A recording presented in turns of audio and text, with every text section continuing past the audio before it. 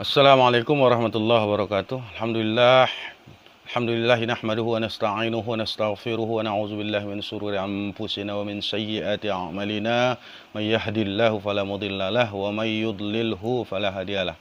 Asyhadu an la ilaha illallah wahdahu la syarikalah wa anna Muhammadan abduhu wa rasuluhu la nabiyya ba'dah.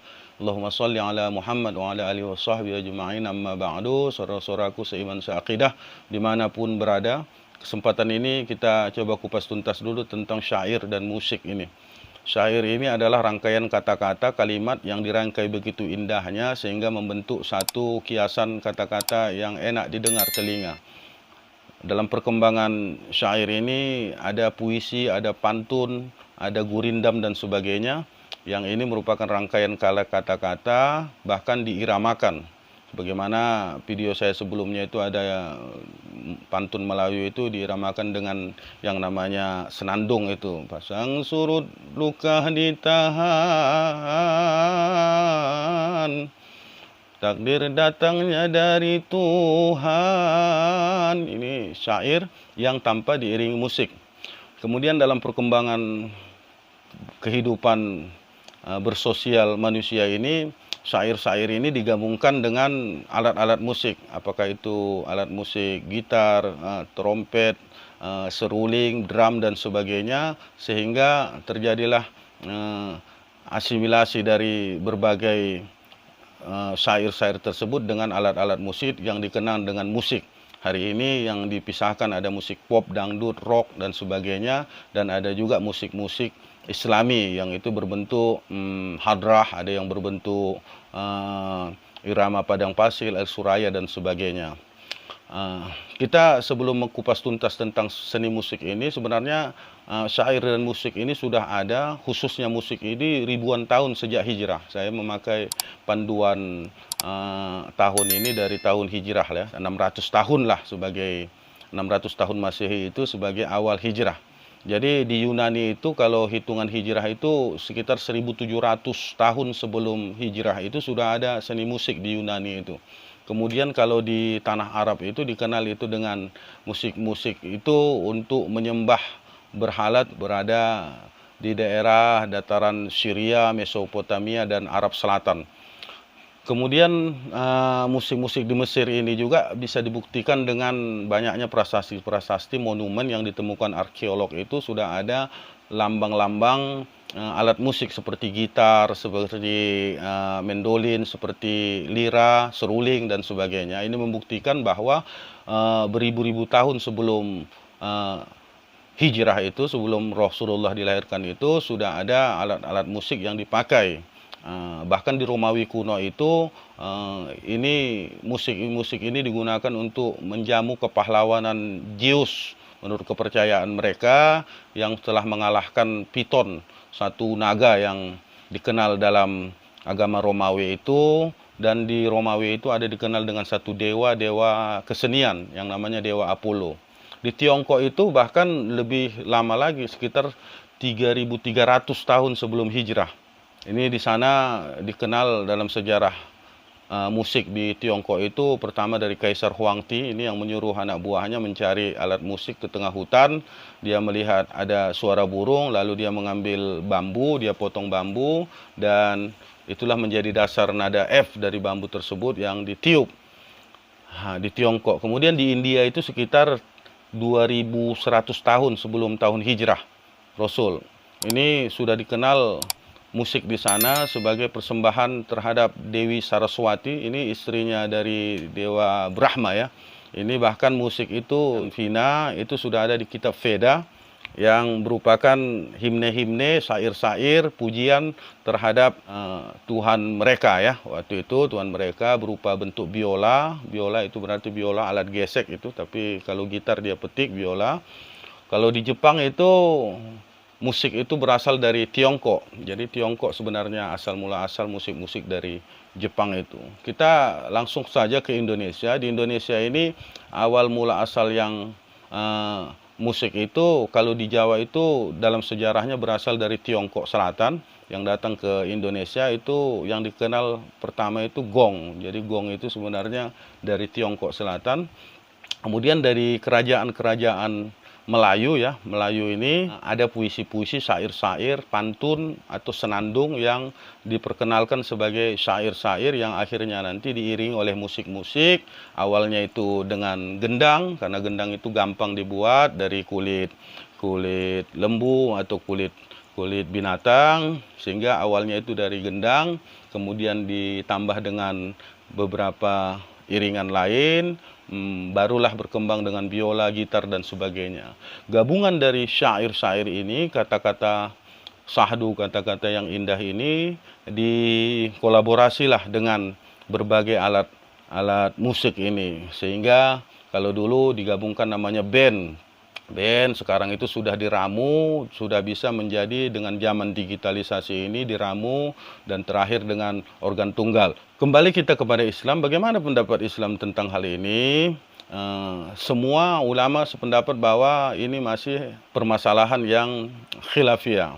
Kenapa khilafiyah? Walaupun 4 imam mazhab besar itu, Imam Malik, Imam Hanafi, Imam Syafi'i, kemudian Imam Ahmad, mengharamkan yang namanya musik.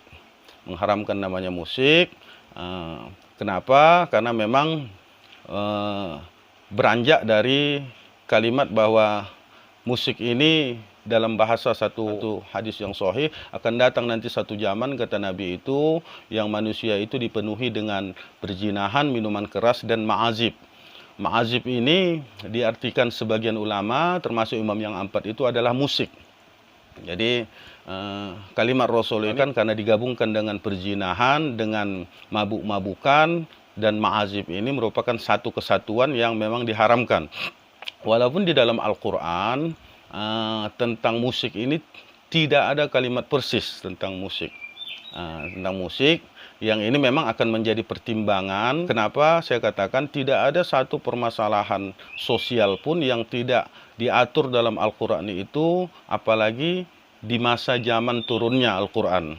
Tepatnya di awal Rasul menjadi Rasul, Muhammad diangkat sekitar tahun 611 itu Rasul diangkat. Tidak ada satu kalimat pun persis dalam Al-Quran itu menyatakan tentang larangan terhadap musik ini. Ini perlu digarisbawahi. Padahal tidak ada satu permasalahan pun yang muncul pada saat itu atau yang akan datang ke depan itu yang tidak diatur dalam Al-Quran. Termasuk permasalahan sosial, misalnya perzinahan ada diatur, minuman keras ada diatur, perjudian ada diatur, larangan-larangan, bahkan makanan-makanan yang haram dan sebagainya tentang syariat itu ada diatur. Bahkan tentang perbudakan, bagaimana menggauli budak dan sebagainya, yang waktu itu memang sedang ramai di Jazirah Arab, tentang perang, aturan perang, ini semua diatur. Tapi pertanyaannya, kenapa kalaupun ma'azib ini merupakan bahasa musik, kenapa ini tidak diatur dalam Al-Quran tersebut? Hanya dalam bahasa syair ini ada dalam Al-Quran itu ada di 5 ayat di sana, tepatnya di Al-Anbiya ayat 5, di As-Syu'ara 224, di As-Saffat itu ayat 36, di At-Tur itu ya ayat 30, di Al-Haqqah ayat 41, bahkan dalam bentuk masdar dia ada di surah Yasin ayat 69 dalam bentuk syair. Tapi ke-6 ayat ini tidak ada secara spesifik pelarangan terhadap syair. Hanya ini menceritakan bahwa syair itu digambarkan dalam ayat-ayat tersebut adalah ungkapan orang-orang kafir terhadap Muhammad sebagai penyair yang menyampaikan Al-Quran dan sebagainya. Dan kebolehan bersyair ini dikunci oleh Allah dalam surah Asy-Syu'ara ayat 227. Tadi kalau 224, di 227 Allah menegaskan illal ladzina amanu wa 'amilus shalihati wa zakarullahi katsira. Jadi terkecuali mereka-mereka, maksudnya ini tunjukkan ayat sebelumnya, terkecuali para penyair-penyair yang beriman kepada Allah dan beramal soleh dan banyak berzikir kepada Allah. Artinya penyair-penyair yang memuji Allah, bersolawat, menganjurkan kebenaran, ini secara mutlak diperbolehkan. Tapi ini syair ya, bukan musik. Ini syair itu kalimat-kalimat hikmah ya. Ya, termasuk juga syair-syair ini, bahasa yang bagus ini termasuk adalah hikmah. Makanya ini ditopang oleh hadis Nabi, inna minasyi'ri hikmah. ada satu hadis Nabi itu, sungguh pada setiap syair-syair itu ada hikmah. Walaupun dalam hadis yang lain ya, yang diriwayatkan dari Abi Hurairah, ada menyebutkan tentang larangan bersyair ini yang bunyinya la ayyam tali'ah jaufu ahadikum qayhan. Jadi qayhan ini artinya muntahan atau nanah ya. Nanah, lebih baik mulut kamu itu dipenuhi oleh nanah atau muntahan daripada kamu bersyair. Qayhan khairul lahu min ayyam tali'a syi'ra. Jadi lebih baik mulut kamu itu dipenuhi dengan nanah daripada mulut kamu itu mengucapkan syair. Tapi perlu kita melihat kontekstual. Jadi kita hadis ini tidak bisa hanya melihat tekstual, kita harus melihat secara kontekstualnya. Kenapa hadis ini ada dua hadis yang bertentangan? Satu tadi inna minasyi'ri hikmah, bahwa sesungguhnya di setiap syair itu ada hikmah. Sementara di hadis yang Abi Hurairah ini, yang juga ini dicantumkan Imam Bukhari dalam hadisnya 6154 ya. Kenapa ada bertentangan? Di satu sisi dengan kalimat yang namanya sama, syair, mulut kamu dipenuhi dengan nanah, di satu sisi ada hikmah. Ternyata kalau kita kaji asbabul wurus hadis yang melarang ini, mulut dengan nanah ini, suatu waktu Nabi berangkat ke satu daerah namanya Arja. Arja ini sekitar 78 km dari Madinah. Beliau kebetulan di Arja ini banyak di sana ya ibu kota lah, karena tempat pertemuan musafir, para pedagang di situ. Nabi melihat di situ ada penyair yang memuja-muja Lata, Uzza dan Manata, dewa-dewa, dan memuja-muja dengan bahasa syairnya tentang dewa-dewa, Tuhan-Tuhan selain Allah. Maka keluarlah kalimat hadis Rasulullah ini, lebih baik mulut kamu dipenuhi dengan nanah dan muntahan daripada kalian mengucapkan syair. Ini kita batasi adalah syair. Tapi kalau musik ini yang melarang itu berdasarkan apa yang saya katakan tadi tentang adanya larangan Rasulullah. Akan datang satu zaman nanti yang akan dipenuhi dengan perjinahan, minuman keras, dan ma'azib. Artinya sebagian ulama menerjemahkan itu ma'azib ini gabungan musik-musik atau alat musik. Dan kalau Imam Qurtubi menerjemahkan itu adalah nyanyian-nyanyian. Kemudian landasan yang melarang itu juga, walaupun tidak secara persis, ini terjemahan ahli tafsir sebahagiannya di Quran surah Luqman. Karena surah Luqman ayat 6 ini menyebutkan wa minan nasi may yashtari lahwal hadis. Ini lahwal hadis ini kata-kata yang sia-sia, liudilla an sabilillahi bighairi ilmi. Jadi dan sebagian manusia itu ada yang berkata-kata sia-sia yang diterjemahkan oleh ahli tafsir ini. Kata-kata sia-sia ini termasuk syair, musik, menyanyi, apa dan sebagainya. Wallahu a'lam bishawab. Dari kedua pendapat ini kita harus garis bawahi kembali bahwa Imam yang empat melarang tentang musik secara mutlak, tapi Imam Ibnu Hazm, mungkin Imam Ibnu Hazm ini banyak konfrontatif ya, wallahu a'lam terhadap beliau, tapi saya lebih cenderung kepada pendapat Imam Al-Ghazali. Kenapa kita boleh berpendapat, bertaklid namanya, mengikut pendapat imam mana, selama imam yang kita ikuti itu sudah memenuhi syarat untuk menjadi mujtahid. Mujtahid ini menetapkan syariat, menetapkan hukum-hukum Islam yang mungkin ada perbedaan-perbedaan. Kita sebagai orang yang tidak berilmu, yang tidak mendapatkan wewenang untuk menjadi mujtahid ini, harus mengikut ke salah satu imam-imam yang bisa menerjemahkan syariat ini, terutama tentang hukum-hukum yang di luar mungkin ibadah maqdoh. Ibadah maqdoh ini bisa sholat, puasa, zakat, haji, dan sebagainya. Termasuk musik ini bukan ibadah maqdoh, kalaupun ini adalah kehidupan yang ghairu maqdoh. Oleh sebab itu kita bisa berpendapat kepada salah satu mazhab atau pendapat ulama yang sudah kriteria mereka itu mujtahid. Imam Syafi'i, Imam Malik, Imam Hanafi, Imam Ahmad bin Hanbal itu adalah kriteria adalah ulama-ulama yang sudah bisa mujtahid menentukan tentang hukum-hukum syariat, hukum-hukum fikih dan sebagainya sebagai panduan kita. Kenapa? Karena ada kaidah itu, kalaupun pendapat mereka itu salah, mereka itu tidak dihukum karena mereka dengan ilmunya mereka mendapat pahala satu.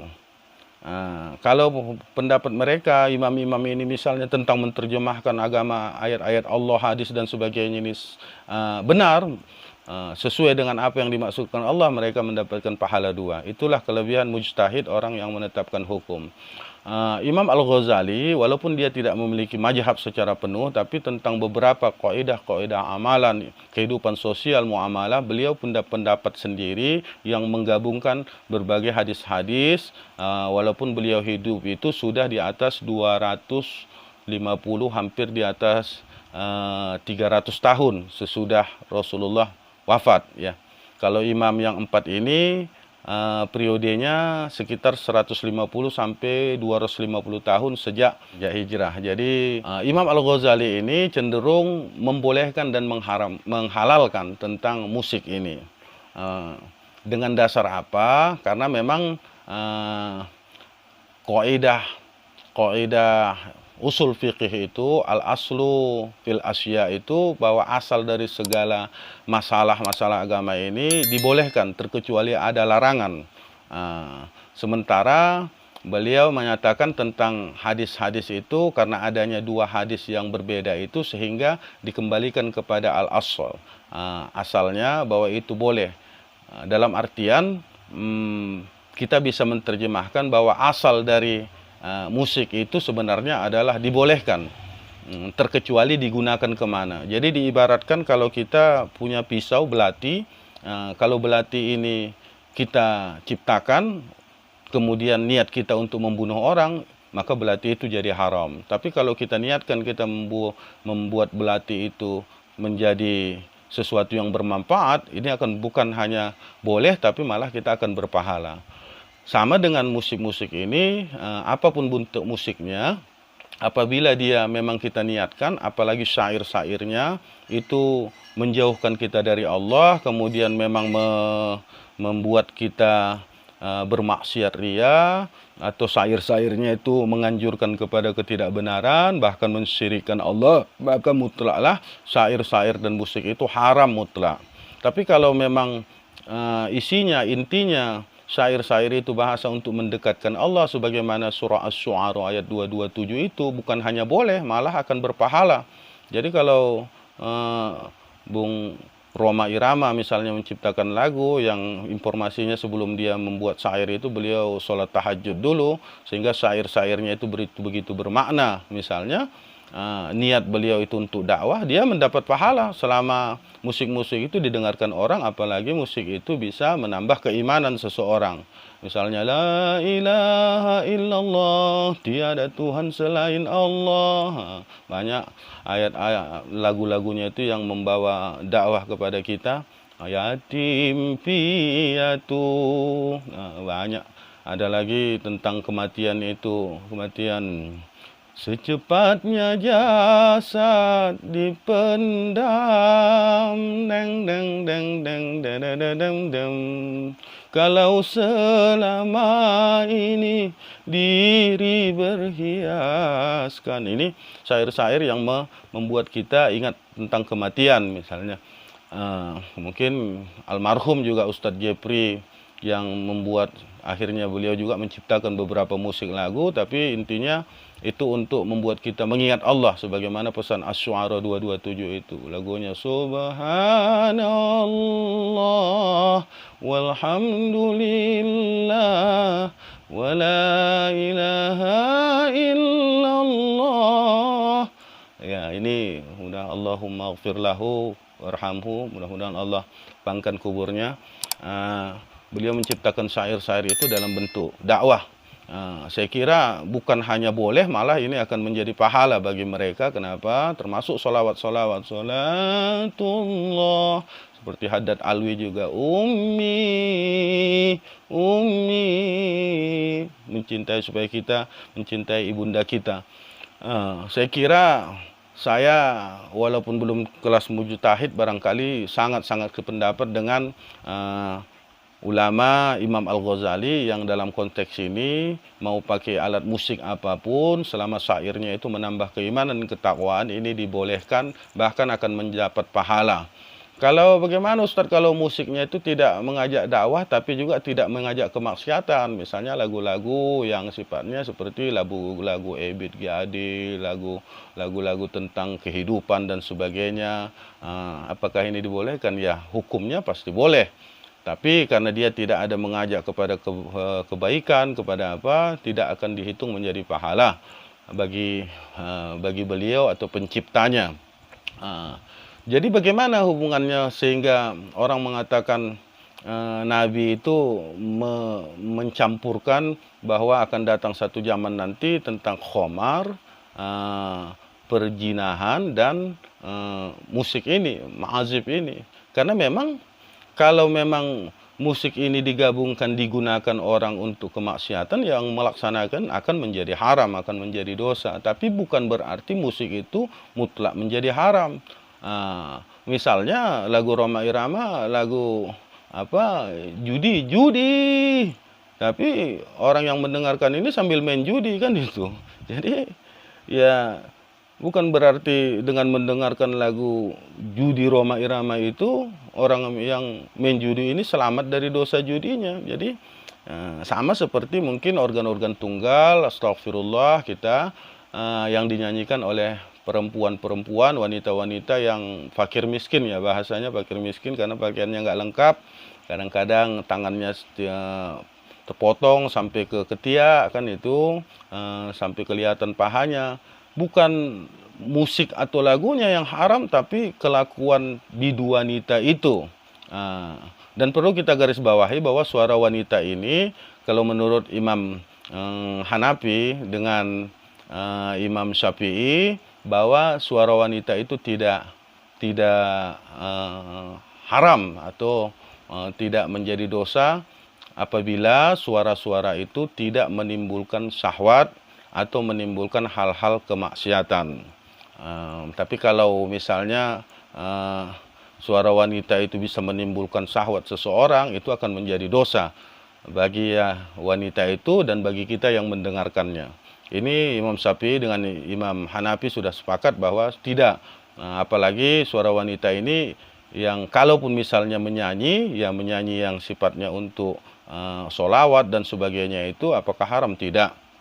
Ini sudah deal. Namun suara wanita yang sifatnya bisa merangsang dan sebagainya, ini tetap sepakat para ulama bahwa ini akan merupakan satu perbuatan yang haram.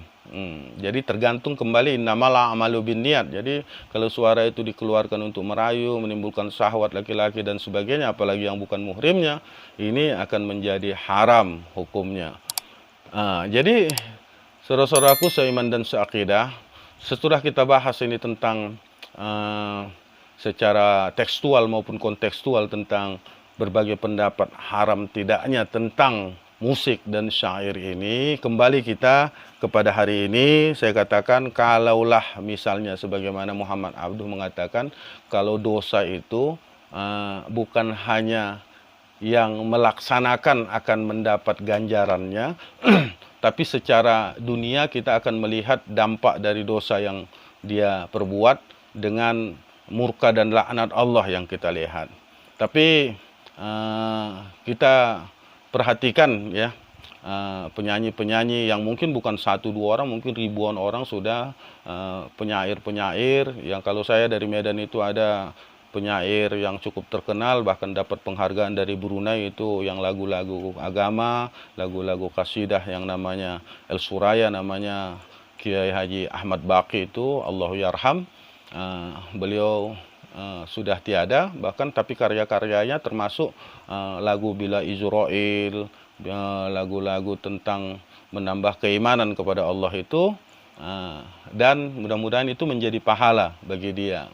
Ya termasuk juga saya katakan Bung Rhoma Irama, ya Opik misalnya di negara kita ini, ada Haddad Alwi dan banyak lagi ya, penyanyi-penyanyi dan penyair-penyair yang memang seluruh ciptaannya itu untuk menambah keimanan dan ketakwaan kepada manusia pada umumnya, kepada kita umat Islam pada khususnya, dan ini menurut saya secara pribadi akan menjadi pahala bagi mereka yang memang selama seni atau ciptaan mereka itu didengarkan orang, apatah lagi itu bisa membuat orang bertobat, menjadi soleh dan solehah, mengingat Allah. Kenapa? Karena ada satu hadis yang menyebutkan mandalla ala khairin falahu mislu ajri fa'ilih. Jadi siapa yang merintis, membuat satu kebaikan dan itu diikut orang, maka pahala orang yang berbuat kebaikan itu sama dengan orang yang merintis itu.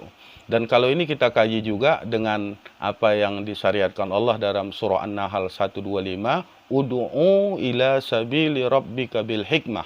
Jadi sesuai dengan hadis Nabi tadi, inna minasy-syi'ri hikmah, itu bahwa setiap syair itu ada hikmah. Kita kaitkan dengan surah An-Nahl 125, serulah, ajaklah mereka, dakwahilah mereka dengan apa? Hikmah. Hikmah ini apa? Banyak kata-kata yang baik, dengan syair, dengan kiasan, dengan berbagai macam kemampuan bahasa, dengan seni termasuk. Ini adalah yang disebut dengan hikmah. Untuk apa? Untuk menyeru orang, mengajak orang untuk berbuat kebaikan di jalan Allah. Jadi intinya saya secara pribadi dan lebih cenderung kepada pendapat Imam Ghazali itu. Dan bagi kita semua, sekali lagi sebelum saya akhiri kupas tuntas kita hari ini tentang musik dan syair ini, kalaupun misalnya syair dan musik ini memang diharamkan oleh Allah Subhanahu wa taala, karena ada pendapat dari ulama, yang ulama ini ulama juhud, ulama sufi, Imam Al-Ghazali, kita mengikut sebagai umat yang belum tahapnya bisa menentukan satu hukum secara mutlak itu, terutama hukum Allah, kita mengikut. Kalaupun nanti pendapat Imam Al-Ghazali ini salah, kita sebagai pengikutnya tidak akan dihukum, karena ini hukum taklid ini. Jadi taklid ini yang penting tidak taklid buta. Taklid buta itu yang penting gua ikutlah, kan itu. Makanya pencerahan-pencerahan, alhamdulillah hari ini ada YouTube, ada media sosial ini untuk menambah wawasan, wacana berpikir kita, sehingga kita mengikut satu pendapat itu pun punya landasan dan dasar-dasar, setidaknya kita mengetahui perbedaan pendapat ini, sehingga kita tidak namanya taklid buta atau mengikut secara buta total. Artinya dalam konteks ini, kalaupun pemusik, pengapa, tapi kita anjurkan sekali lagi, janganlah musik ini akhirnya dijadikan untuk alat media untuk kemaksiatan. Kenapa? Karena memang musik ini memang lebih mendekati, karena ini merupakan satu sarana media iblis setan untuk bagaimana, karena memang kalau hanya kita mendengarkan musik tanpa harus minum minuman keras, tanpa harus bersanding dengan wanita yang bukan muhrim, saya kira tidak akan menjadi dosa. Tapi pada umumnya musik-musik ini akan bisa mendekatkan kita kepada kemaksiatan lain. Oleh sebab itu kemampuan kita lah sebagai makhluk yang tidak pernah lepas dari khilaf dan dosa, kemampuan kita lah, maka dibuat bulan puasa Ramadan itu sekali setahun, ada sunnah puasa Senin Kamis. Untuk apa? Untuk menahan ini, sehingga mana yang dibolehkan oleh agama. Kenapa? Karena manusia ini diciptakan juga cenderung dengan beberapa yang diberikan Allah kenikmatan. Zuyyina linnasi hubbus sahwati minan nisa wal banin wal qanatiril muqantarah, itu dan seterusnya, dicenderungkan memang manusia ini kepada apa? Kecintaan atau hubus syahwat kepada wanita, kepada harta, dan hal-hal lain yang bisa menimbulkan kebahagiaan. Selama itu tidak dilarang oleh Allah. Yang salah itu begitu kita dengar musik, kita kepingin minum minuman keras, kemudian kita kepingin didampingi wanita yang bukan muhrim, ini akan menjadi dosa yang sangat besar bagi kita. Sehingga janganlah kita menyebabkan nantinya karena kelakuan sifat yang musik ini dikaitkan dengan kemaksiatan, sehingga banyak persepsi, asumsi bahwa musik itu juga dikategorikan haram. Nauzubillah min dzalik, wallahu a'lam bishawab. Saya kira itu saja yang bisa kita kupas tuntas hari ini. Nasru minallahi wa fathun qarib wa basyiril mu'minin. Wassalamualaikum warahmatullahi wabarakatuh.